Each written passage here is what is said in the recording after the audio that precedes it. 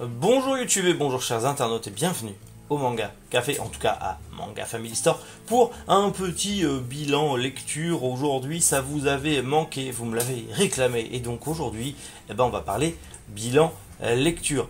On va commencer avec un food truck qui part en road trip, c'est juste monstrueux. Une guerre de yokai assez spéciale, une jeune fille qui arrive à voir les fantômes, et des frangins qui vont chasser du Tengu. Allez, sans plus tarder, on passe au bilan. Je sais pas comment j'appellerai cette émission, mais bilan lecture.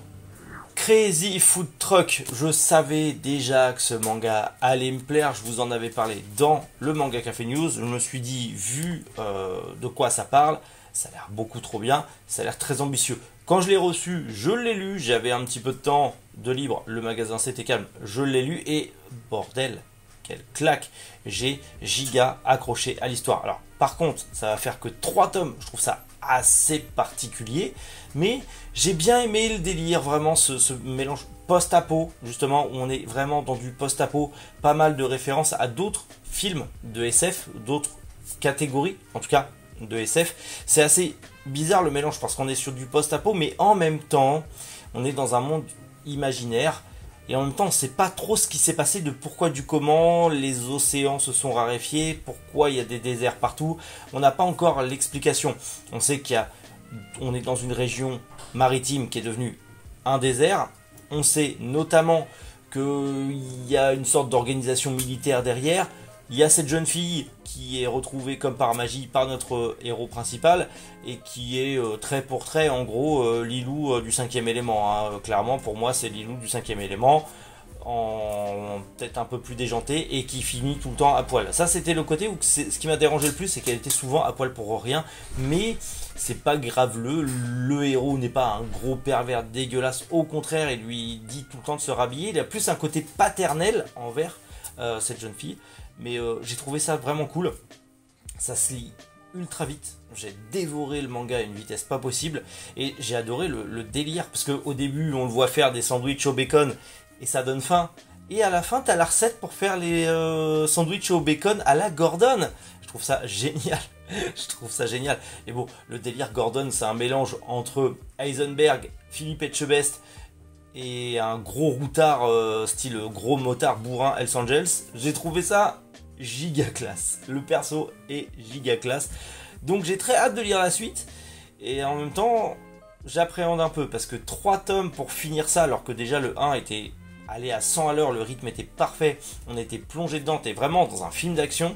Vraiment dans le scénario était mené d'une main de maître. Mais je sais pas, 3 tomes, je trouve ça trop peu pour ce qu'ils sont en train d'installer déjà dans ce tome 1. Affaire à suivre, on verra bien si tout simplement ça vaut le coup en 3 tomes ou si ça a été abrégé et que c'est dommage. En tout cas, la série, déjà avec ce premier tome, m'a conquis à 100%. Yokai Wars Guardian.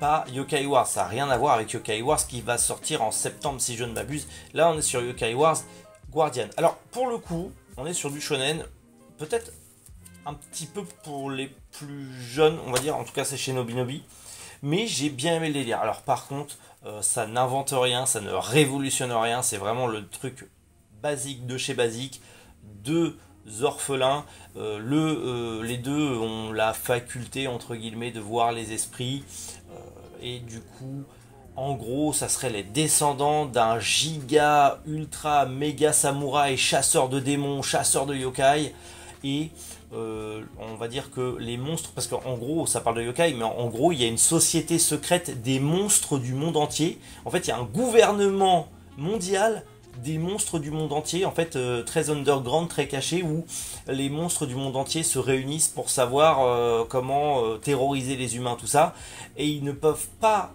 en fait tous les monstres du monde entier détestent les yokai parce que les yokai sont devenus trop populaires, trop mignons, et du coup ils font plus peur à personne. Donc ils sont même plus considérés comme des monstres, ils sont considérés un petit peu comme des gogoles quoi. C'est vraiment, ils sont considérés comme les clowns de service. Et en gros il y a une sorte de giga yokai monstrueux qui est apparu, qui est un amas de haine, qui est en train de sortir de terre et qui est en train de tout ravager sur son passage, en mode kaiju géant qui est en train de tout raser sur son passage. Et notre jeune héros va être obligé, vu que c'est un descendant d'un super samouraï, de devenir un super samouraï chasseur de démons et d'aller oxyre ce démon yokai avant qu'il détruise Tokyo. Enfin, il va être obligé. Il a pas trop envie. Mais genre, son petit frère, lui, il est giga motivé. Donc du coup, limite, les yokai, ils sont en mode, bah on va prendre le petit frère, puisqu'il est plus motivé que toi, et toi, dégage. Donc du coup, faut qu'il aille sauver le Japon, et aussi sauver potentiellement son petit frère, qui est beaucoup trop jeune et beaucoup trop naïf pour ce monde. C'est assez cool. C'est vraiment le petit shonen de base. Mignonné, sympathique. La petite lecture vraiment popcorn qui prend pas la tête et qui fait plaisir quand t'as une longue journée de boulot. T'as envie de lire un truc léger. C'est juste parfait. Clairement, c'est juste ça. Limbo, un petit manga passé totalement inaperçu pour moi. Je ne connaissais pas, mais j'ai vu la couve et je me suis dit, tiens, ça a l'air d'être un truc avec peut-être une jeune fille qui maîtrise la glace ou l'eau ou quoi que ce soit. La couve est très intéressante. Et quand j'ai lu justement derrière, Aurora Edelwesh, qui a la possibilité de voir les esprits et qui va se lancer entre guillemets dans une chasse aux esprits, en tout cas aux esprits négatifs. Je me suis dit, ça c'est pour moi, c'est totalement le genre de lecture, le truc surnaturel avec les fantômes, j'aime beaucoup. Et je me suis pas trompé. Le manga est giga bien, j'ai pris vraiment une grosse claque à le lire. Comme j'ai dit, on va suivre Aurora qui peut voir les fantômes et qui, entre guillemets, est une exorciste débutante où en gros elle va chez les gens, elle fait payer pour se débarrasser des mauvais esprits, sauf que en vrai souvent c'est juste des simples esprits qui sont un peu coincés et qui se rendent pas compte de ce qu'ils font, et elle, comme elle les voit, elle les apaise et elle leur permet de passer de l'autre côté. Et un jour, elle va se retrouver confrontée à une sorte de distorsion qui va l'emmener dans le monde des limbes, où elle va être confrontée à une sorte de mauvais esprit ultra dangereux. Et de là, va faire un pacte avec un jeune garçon, un esprit d'un jeune garçon qui est un peu genre prisonnier de ce monde, et il sait même pas pourquoi il est là, il ne sait même pas qui il est totalement amnésique. Et ça va devenir un petit peu, en faisant le pacte, ça va devenir un peu le sidekick. Mais du coup, ça devient le sidekick peluche. En gros, il prend possession d'une peluche dans le monde des vivants. Donc ça devient un petit peu genre Sakura, chasseuse de cartes, avec le sidekick peluche Kerobero. Donc c'est assez drôle. À côté de ça, elle va être confrontée aux anges, qui eux chassent aussi ces mauvais esprits. Et le but des anges, c'est de récolter des sortes de joyaux, des sortes de gemmes que dégagent les anges, les mauvais esprits, sorte d'amas d'énergie spectrale. Sauf que bah notre jeune héroïne, Aurora, elle a eu un mot de sa maman qui lui a dit qu'il faut aussi qu'elle récolte tous les artefacts, tous les concentrés d'âme, qu'il faut qu'elle les récolte et qu'elle les mette dans un coffre spécial. Donc, elle va rentrer en compétition avec les pouvoirs qu'elle a contre des anges qui sont, entre guillemets, des professionnels du milieu, et elle qui est juste une jeune rookie qui arrive et qui chamboule tout. On est plongé dans un univers très particulier, avec des héros très attachants, une héroïne principale giga shonénique, mais très attachante, avec pareil, le deuil de la famille perdue, un petit peu, elle vit toute seule, elle se débrouille.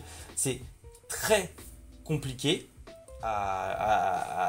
dans son passé, en fait, il est giga sombre et il est giga triste, mais je me suis régalé à la lecture, j'ai plongé dans un univers qui me fait vraiment plaisir. Clairement, j'étais à fond dans ce manga. C'est vraiment un gros coup de cœur. Il y a énormément, enfin c'est très ressemblant à des shonen de base type surnaturel, chasse aux fantômes, chasse aux esprits comme Miryuito, ou même un petit peu parfois Shaman King dans le côté les esprits ne sont pas néfastes sauf certains. Il y a vraiment un délire, et en plus c'est un manga espagnol, c'est même pas un manga japonais, c'est un manga espagnol qui reprend à la fois les codes européens et à la fois les codes du shonen japonais. Pour les mélanger, ça donne un subtil mélange. Graphiquement, c'est giga joli, le découpage est propre, l'histoire est prenante. Clairement, c'est une giga belle découverte et j'ai qu'une hâte, c'est de suivre cette série. Je ne l'avais pas vu passer, je n'en connaissais absolument rien. Il me semble que j'en ai jamais parlé dans le Manga Café News. C'est vraiment, quand j'ai réceptionné les sorties manga, je l'ai vu, je me suis dit, oh, ça a l'air joli ça. Et au final, je vais le lire. Et j'ai pas regretté. C'est giga bien. Et je vous conseille fortement, si vous aimez les mangas surnaturels, d'y jeter un œil. Vous ne serez pas déçus. Tengu Hunter Brothers. Alors, oui, on va y venir. C'est du Demon Slayer, mais avec quelques subtilités. En gros, on va y suivre 3 frères qui vivent dans un temple, dans une montagne, et le frère aîné, qui s'occupe de ses 2 petits frères, est un chasseur. C'est une sorte de prêtre bouddhiste, en tout cas de prêtre bouddhiste qui s'occupe de chasser les Tengu. En gros, les Tengu, c'est clairement le Tengu avec le long nez et les ailes, le monstre du folklore japonais.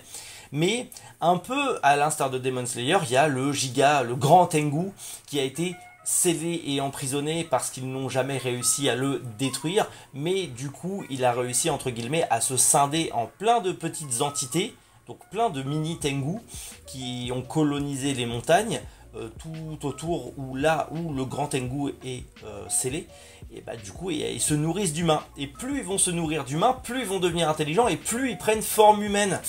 Et on va suivre ce prêtre qui les chasse, sauf que à un jour, en voulant protéger son petit frère, il se fait entre guillemets contaminé par un Tengu. On ne sait pas si s'est fait contaminer, mais en tout cas c'est ce qu'on comprend, c'est pas expliqué encore mais on le comprend, et il devient mi-homme et mi-Tengu. En tout cas il a la possibilité de se transformer entre guillemets en Tengu, en tout cas d'avoir des capacités de Tengu, et la puissance, la rapidité et certaines particularités physiques qu'ont les Tengu, comme les plumes, enfin une sorte d'écaille ou de plumes très résistantes, une peau épaisse, les dents, alors pas encore les ailes, mais potentiellement ça arrivera. Mais certes, ça ressemble beaucoup à Demon Slayer sur le papier, il y a une grosse inspiration de Demon Slayer, on va pas se mentir, mais c'est giga bien fait, puisque bah il y a aussi ce côté un peu comme à la Jujutsu Kaisen, où du coup il y a un autre prêtre qui va choper justement notre jeune héros qui est devenu à moitié Tengu, et qui est en mode t'as 2 choix, soit tu bosses pour nous, soit on te bute. Clairement Jujutsu Kaisen, il y a des grosses inspirations sur ça.